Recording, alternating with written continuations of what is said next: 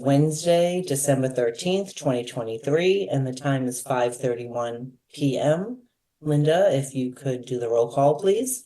I will do the roll call. Mike Picardi. Present. I don't see Stacy. Susan Gravellisi. Here. And I don't see Dr. Kelly. Carl Svensson. Here. Thank you. Christopher Bowen. Here. And Joanne McKenna.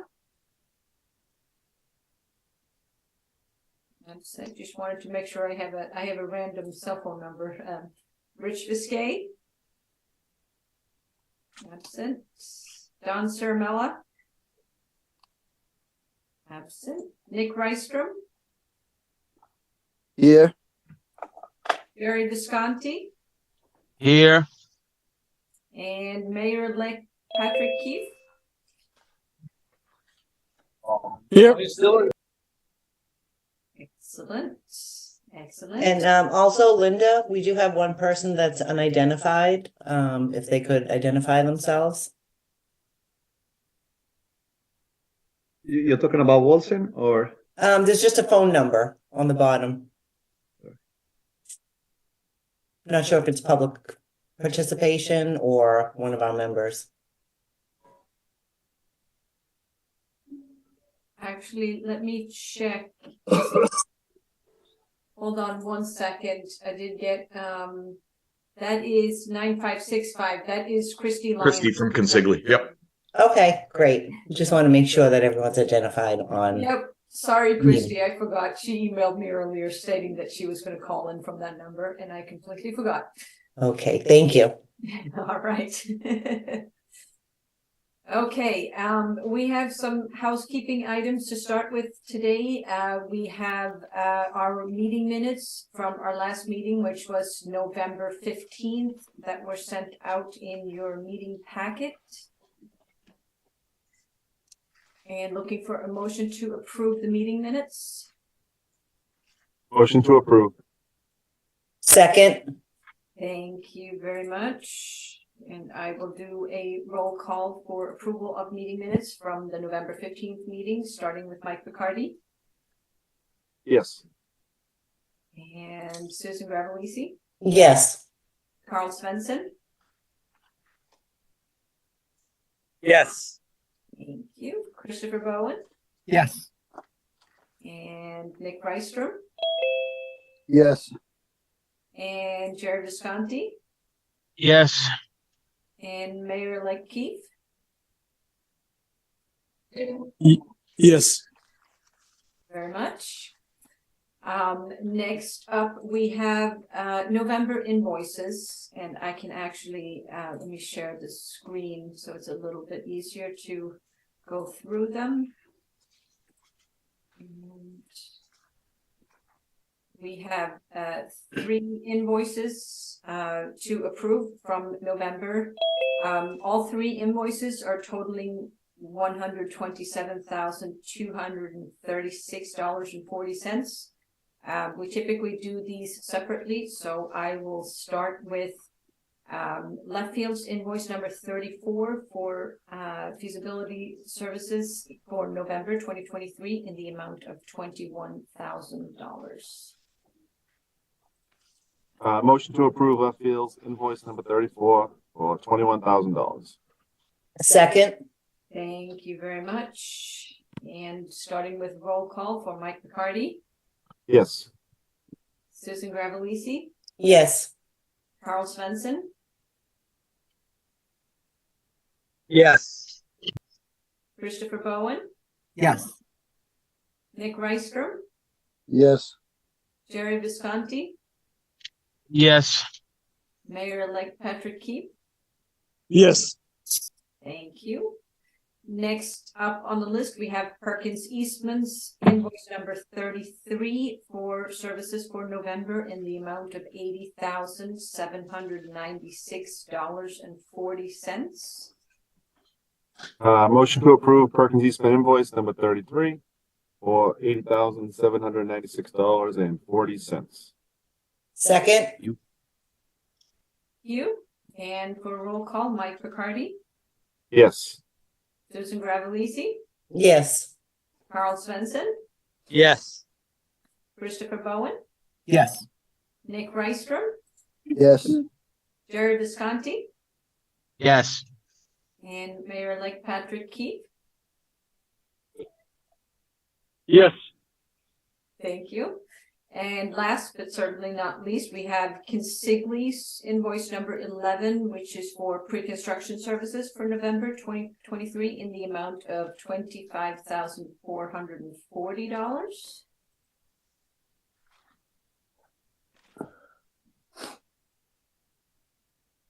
Oh, Sorry. This is why Stacy Rizzo needs to be here. She needs motion to approve Consigli's invoice number 11 for $25,440. Second. thank you very much. And for roll call, Mike Riccardi, Yes. Susan Gravellisi, Yes. Carl Svensson, Yes. Christopher Bowen. Yes. Nick Rystrom, Yes. Jerry Visconti, Yes. and Mayor-elect Patrick Keefe. Yes. Excellent. Thank you very much. That is all I had for housekeeping. I'm going to stop sharing my screen and turn it over to Brian Dakin. Thank you, Linda. So this was mostly a procedural meeting. We've got that work done. I just wanted to sort of give a quick verbal look ahead. We're going to be scheduling SBC meetings for January 3rd and 17th. The goal is to come to the meeting on the 3rd with as much up-to-date information as we can about these two items that we've spoken about at the last few meetings, temp parking over on Ambrose, how that might be managed, and anything we can learn in the next couple of weeks working with the folks at CDM Smith who are working on that culvert. So we don't have updates ready for those tonight. The goal is going to be to meet on January 3rd, give you folks everything we have on those topics, and then really be trying to steer this towards, for the January 17th meeting, picking a preferred option. We will be going to in January, we'll be also updating school committee, city council, probably the same in February as well. But generally speaking, the goal is going to be to meet on Wednesday, the 3rd, go through any final details about the preferred option, and come back on the 17th and try to make a pick at that point. That lines us up pretty well to finish the report and submit it to the MSBA, keep us on schedule in February. So really not a lot to go over tonight, but you'll see invites for the 3rd and the 17th. And in the meantime, I just wanted to open it up if anybody had questions, had any other business they wanted us to cover for the meeting on the 3rd, had anything they wanted to discuss new business-wise between now and then. Otherwise, we have a pretty brief meeting tonight. Brian Dakin, this is Patrick Keefe. How you doing? Good. So I'm not trying to skew the meeting, but I did want to bring up, the last few meetings we've definitely seen again some topics rear their ugly head. Mainly the culvert, the uncertainty of the culvert, not just the cost, but the uncertainty of how much this could detract the entire project. And one of the main reasons the last project failed was because of the uncertainty of the cost and the escalation compared to prior meetings or the year prior. So my fear is we get down this road and we're looking at just a huge price tag. And I think it would behoove us all to be able to at least compare kind of current state of what this site will cost, all in, including culvert work and including potential timeline delays, and what that's going to entail versus, current day cost at Wonderland, just so we have it. And I'm not saying that we have to take that turn and go backwards. Although, obviously I think people know my preference would be that I think it's important for us to be able to come together and see it. And if in fact the city council is asking for an update, they would be able to see that just so we can make an educated decision, because the last thing I want to do is have this project get down the road, and then have a sticker shock price tag and realize that we made a big mistake. So I'm asking that we have for the next January 3rd meeting an update on, a comparison update on Wonderland versus current site from a price tag standpoint. Sure, understood. We can definitely do that. And schedule, and so like schedule and budget, of course, you know.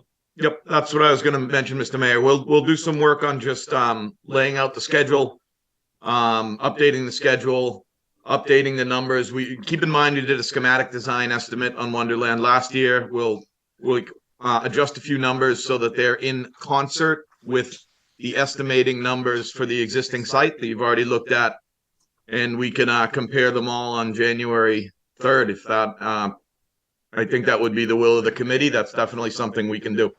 Brian, this is Jim. Maybe we could look at risks and opportunities around both sites as well. Yeah. I think we'll put together a little summary of challenges at this site, challenges at that site, and at least every stone's been overturned at that point. Hey, Brian, this is Rich Fiskey.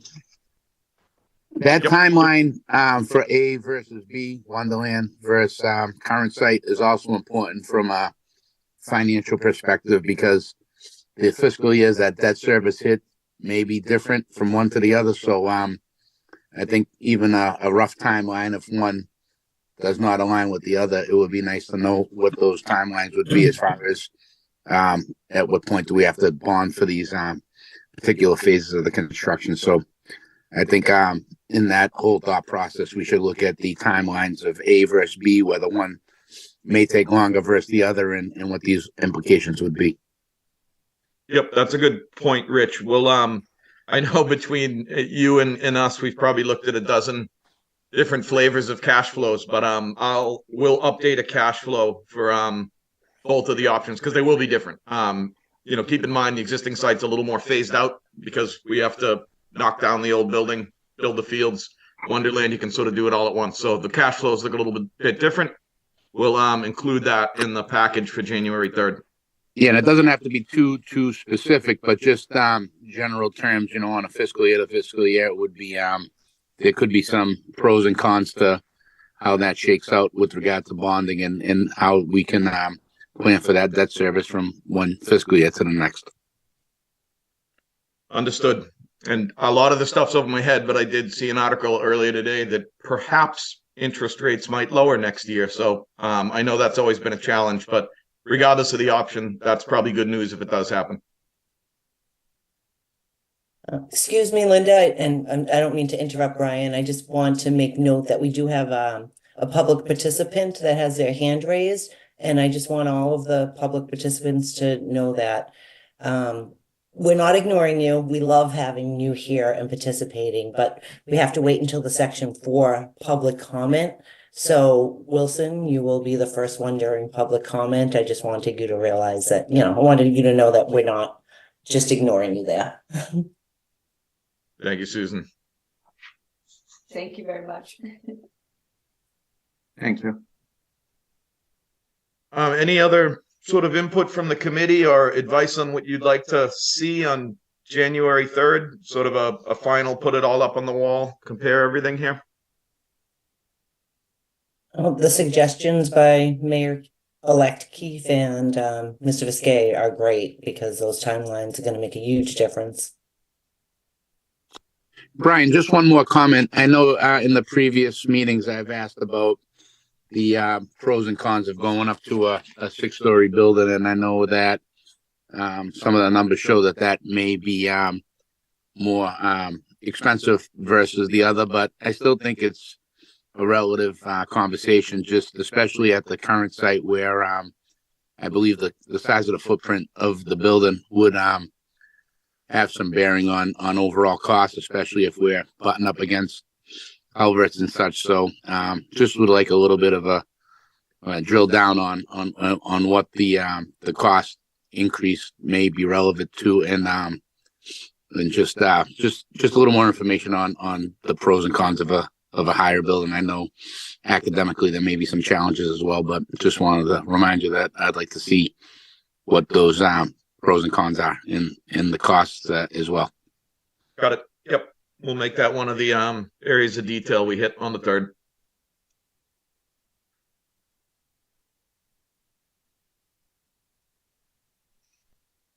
Any other committee comments? If not, it's really what we had for tonight. We can move into public comment.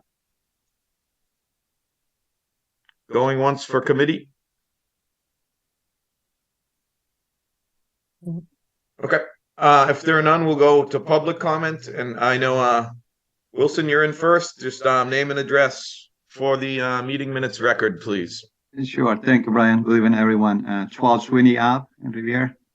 I just have two comments, and I volunteer with Riviera Youth Soccer during the fall and spring, and there are about between 160 200 kids that use the Ambrose field. So I just would like to know what will happen if those kids cannot practice or play the home games. What will be the solution for that? And also in the third field, my son plays there. And I know during the night is between 200 and 350 kids that practice there on a single night, on a single soccer field. So I just would like to know if when we propose this plan, what will be the plan for these kids? Where will they go? So we're talking about a large number. This is only for on one night. On the Tuesday nights, Thursday nights, a different club, and I think they have about the same number of kids. So I just would like to see if we have something. What will be the plan for these kids during the construction? I totally oppose these kids not doing anything. Well, we need something for them. They just came from the pandemic. Not available. Some of these kids, we just came from the pandemic. This kid had a really rough time, and now we're going to put them without fields for another 6, 7, or 8 years. I think we should consider a plan for these kids. My second comment about building a 5th or 6th-story building for a school. I just for the essence of time, I don't want to get in details, but I don't think that's a good idea. The schools. I was reading a nice article from a university doing studies how schools should be built, and they saying a 5 or 6-story building is like building a jail. So things like this, I know we're looking at the dollar. Okay, I agree, that's great, but at the same time, when we're building the school, we should consider how we're going to build this school for the future, not for the next 5 or 10 years, but how the schools should be built for the next 40, 50, or 60 years. Those type of buildings, from what I'm seeing and the research that I'm kind of doing, is not a good design. It's for many details. Again, I don't want to go into the details, but if I could, I would like, but it's just to summarize, it's not a good design.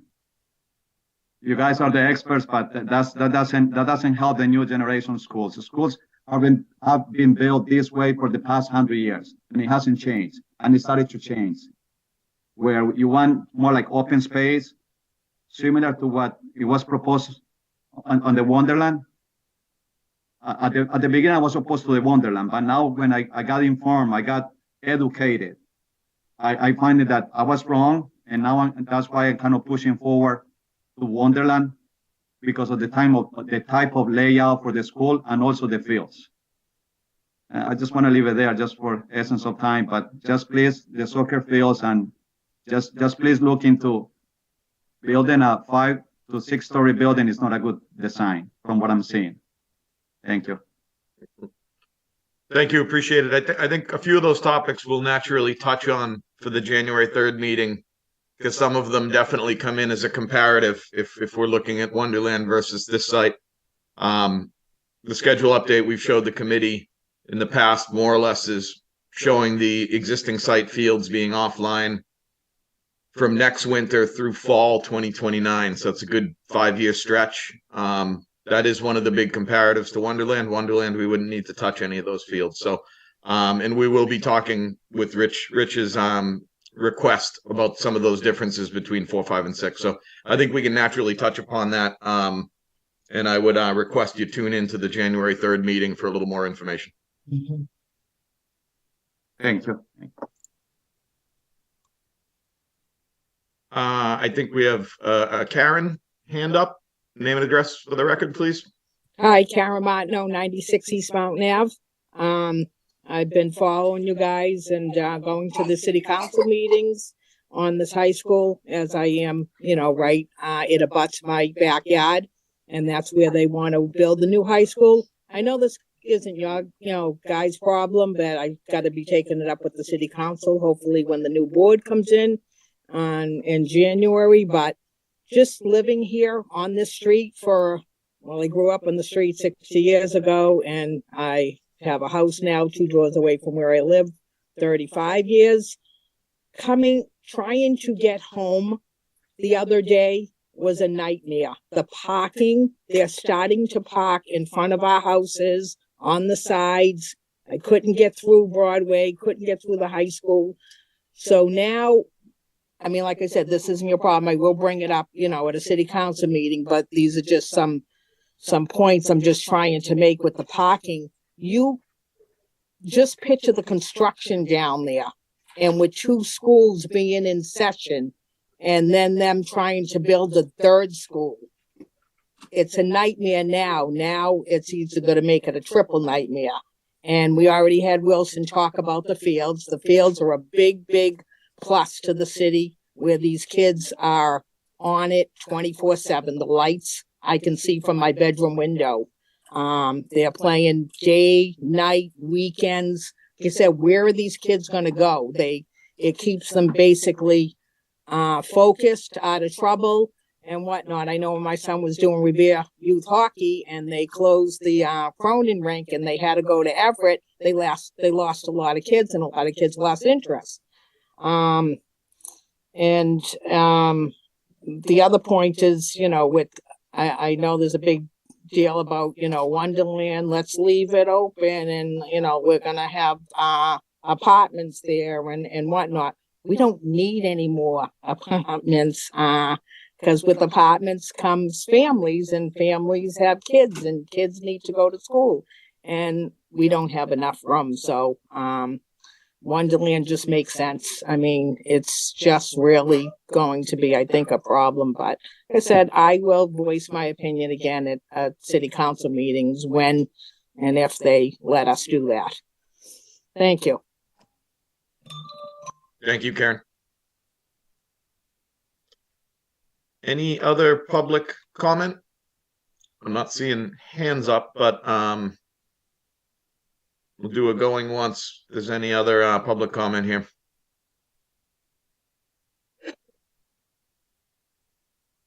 If not, I think that's what we had to cover tonight.